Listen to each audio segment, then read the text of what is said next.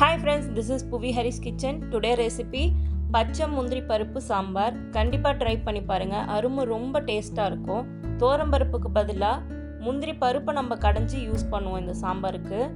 இது பச்சை முந்திரி, இது உள்ள இத மாதிரி பருப்பு இருக்கும். அந்த பருப்பை தோலை உரிச்சு எடுத்தோம்னா இது மாதிரி ஒயிட் கலர்ல நமக்கு கிடைக்கும் முந்திரி பருப்பு.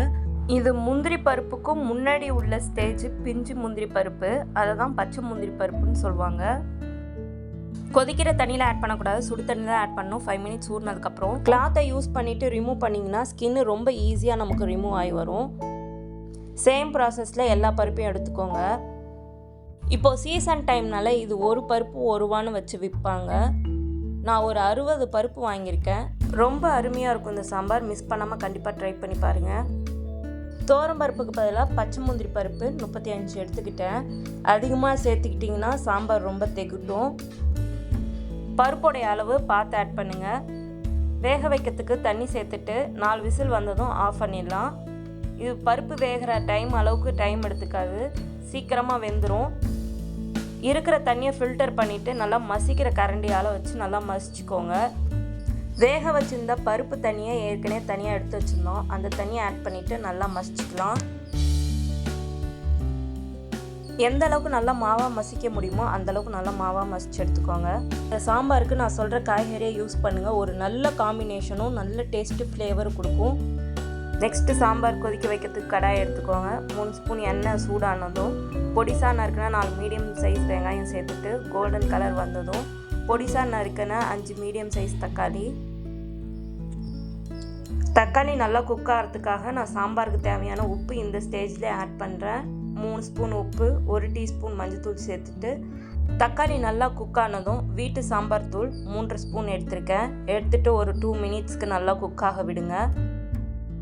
இப்போ 20 நாட்டு அவரைக்காய் எடுத்திருக்கேன். நாட்டு அவரைக்காய் யூஸ் பண்ணுங்கள், அப்போ தான் நல்ல டேஸ்ட்டு கொடுக்கும். ஆட் பண்ணிவிட்டு 1 மினிட்க்கு நல்லா குக் பண்ணுங்கள். குக் ஆனதும் ஒரு 2 கிளாஸ் அளவுக்கு தண்ணி சேர்த்துட்டு எல்லாத்தையும் நல்லா மிக்ஸ் பண்ணுங்கள். நம்ம மசிச்சு ரெடி பண்ணி வச்சுருந்த முந்திரி பருப்பை ஆட் பண்ணிவிட்டு 1/2 லிட்டர் அளவுக்கு தண்ணி சேர்த்துருக்கேன் சாம்பாருக்கு. எல்லாத்தையும் நல்லா மிக்ஸ் பண்ணுங்கள்.